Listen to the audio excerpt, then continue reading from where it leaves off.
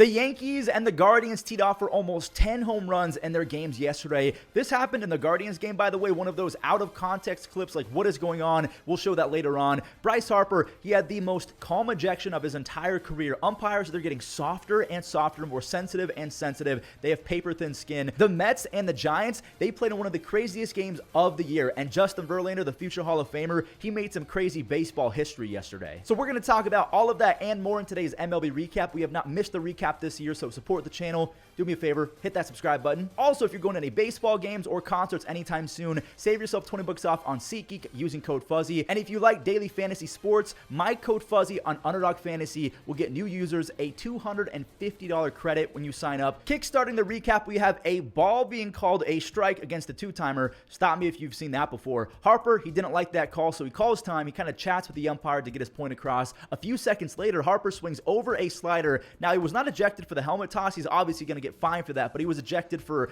talking. What are we doing? Here's what Bryce had to say after the matter. No, I mean, I wasn't really that upset. I mean, obviously, I spiked my helmet, but that wasn't frustration from the call. And then I just kind of asked him, hey, I don't believe that was a strike, but where do you have it? Just so I know. And he kind of just was like, no, like, where do you have it? Like, that's all I just want to know where you had it. And he threw me out.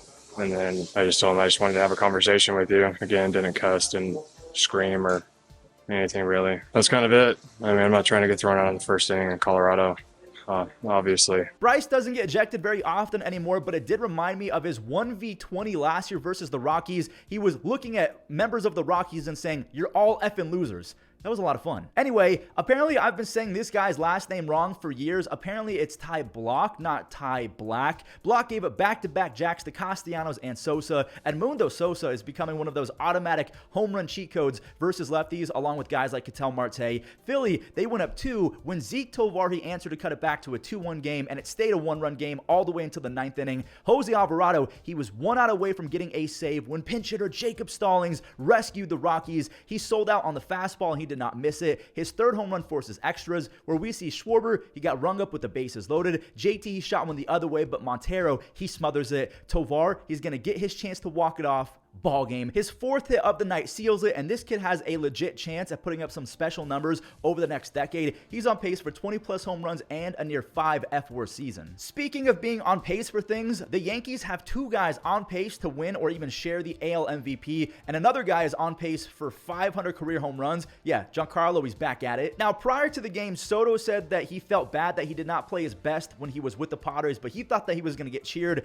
He got cheered a little bit, but it was mainly boos. They rained down, and the place erupted when Darvish got a sinker to bite back in to get Soto for the strikeout. Judge, he skied a sac fly to bring home Anthony Volpe, and Profar, he's got a host piece, so he kind of made it a close play. Juan, he's still getting booed in his second at bat, and it's just not smart to boo guys like Altuve, Correa, Mr. Soto. You just don't do it. He bat flipped that 425-foot blast, and then Judge made it back-to-back home runs. Juan now has 14 home runs. Judge is up to 16. Giancarlo, he has 13. It wasn't back-to-back-to-back. That's in the next game. Sorry for spoilers. But Stanton, his 2-run home run is home run number 415, and he's 34 years old. I think that he has 85 more long balls left in the tank. I think that he's going to get there. Glaber smoked one to center. He joins the home run party. You could not believe that ball left. Soto put a charge into another swing. He's trying for a second home run, but Tatis, he jumped to make the grab. He's smiling. He's laughing it off. They were messing with each other all night long. I think Soto left him some notes in right field. It was pretty fun to watch. New York, they make light work of the Padres. They went 8-0. By the way, Clark Schmidt, he was super efficient again. He only struck out 2, but he went 6 shutouts. So I just hinted at back-to-back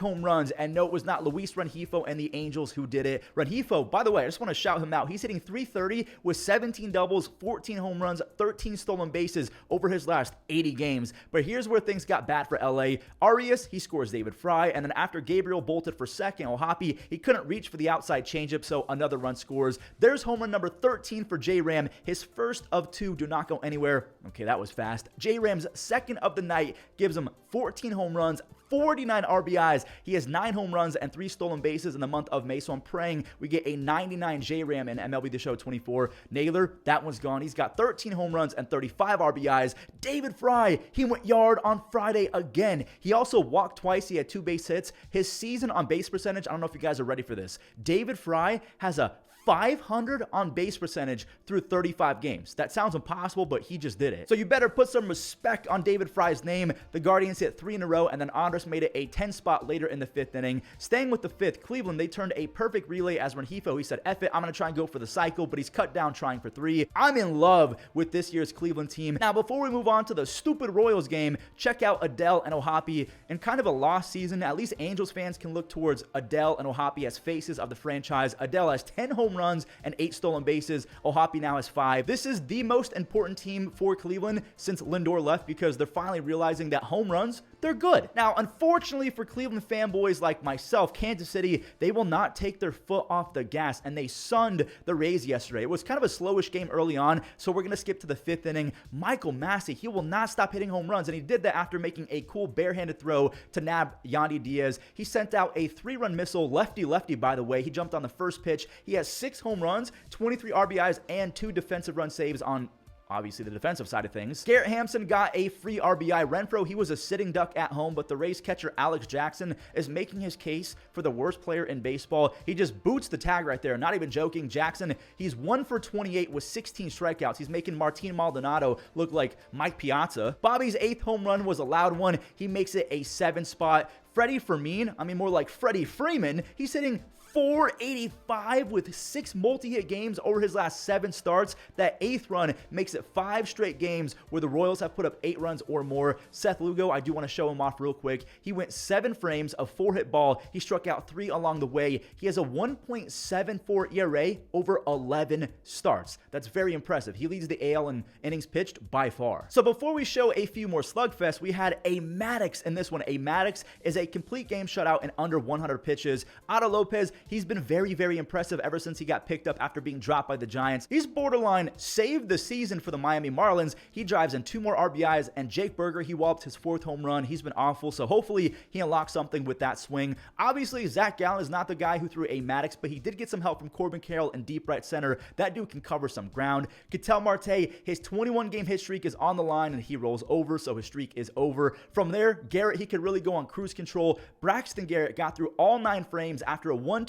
9th inning. He did so on 94 pitches. This game only took an hour and 58 minutes. Manfred, he's probably smiling like the Grinch right now after stealing Christmas. Braxton Garrett's Maddox also included 6 punchies. His 2.76 FIP on the season is very impressive, and I think that he did find something. He might go on a little run over the next few weeks. The last time that we saw Alek Manoah, it seems like he found something as well. Let's see if he could build off of that momentum. Vladdy got hosed by Kerry Carpenter. It stays 0-0. And I do want to shout out the Detroit broadcast because they did a great job to show off Colt Keith's new approach at the dish. He has a toe tap. He's pretty much forgotten the leg kick, and Colt, he turned on a hanging changeup and he belts his first career home run. Since introducing that toe tap on May 11th, Colt Keith is hitting .440 in 40 at-bats. Watch out, MLB. Colt Keith, he might have finally arrived. The Tigers, they got blessed by a few hiccups from the Blue Jays. None bigger than that one. Varsho and Kiermaier, they didn't communicate or something, so a second run scores. Make it 3 runs after a ball got away from Manoah. I think that hit Colt Keith's big toe, so he scores. McKinstry, he grounds out for the 5th run, and oh boy, that's a 2-run double. Wait,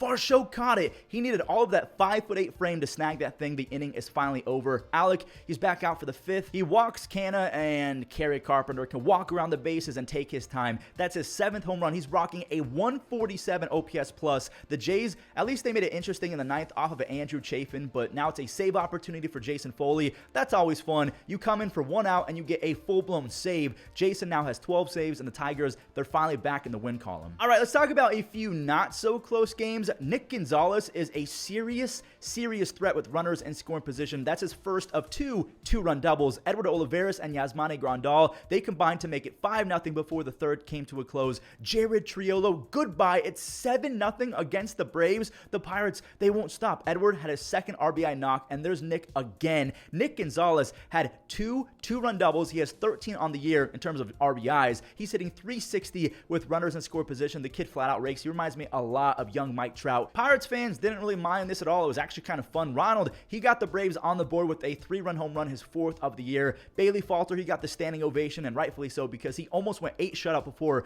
he just kind of ran out of gas. Darno doubled in 2 more, but the Braves, they're not going to make the comeback down 11. This ball settles in the glove of Michael A. Taylor. Pittsburgh, they're 10-10 in their last 20, and I bring that up because the Braves are also 10-10 510 over their last 20, and they're 2 games under 500 over their last 10. Pittsburgh is trying their best to catch up to the Brewers, but that is not going to be easy. Milwaukee, they were spraying extra base hits all game. They could have had an extra base right here, but Rafaela, he was patrolling center in this one. Whether he's in center field or shortstop, he's pretty nice with it defensively. William Contreras has shoved his way into the best catcher in baseball conversation. Those were not fireworks, by the way. He makes a bucket of popcorn turn into dust. That's at least $20 down the drain for someone. William, he's hitting .350 with 8 home runs and 42 RBIs as a catcher. Yelly, he drove in another run on an extra base hit of his own, and Willie Adames, he just missed a 3-run home run. This was all off Cutter Crawford, one of my favorite pitchers in baseball. He absolutely shoves, so that's impressive from the Brewers. Dom Smith, he homered. Yeah, his first as a Red Sox, but yeah, this game's over. Sal Frelick, he's from Boston. I think he's from Boston. He played for Boston College, so it's nice to see him make a web gem in his hometown stadium. Joey Ortiz hit a sac fly that wasn't really much of a fly ball. Yelich, he flies home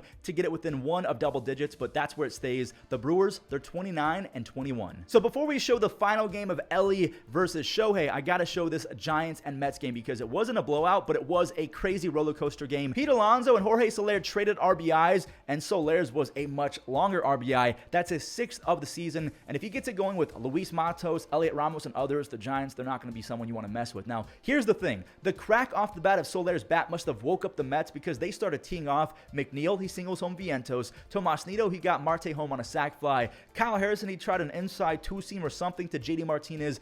Bad idea. He rips it for his 3rd home run, and then Mark Vientos somehow got this ball to leave. That's why Vientos is in the big leagues. He's not going to be David Wright defensively with the leather, but offensively, he's got 3 home runs and 4 doubles in 32 at-bats. He's an extra base machine. Pete, there we go. That's now $12,000 to animal shelters. Remember, every single home run that Pete Alonso hits, that's $1,000 to shelters. He's got 12 on the season. The Mets are up a good amount. Reed Garrett's in, so this game's a wrap.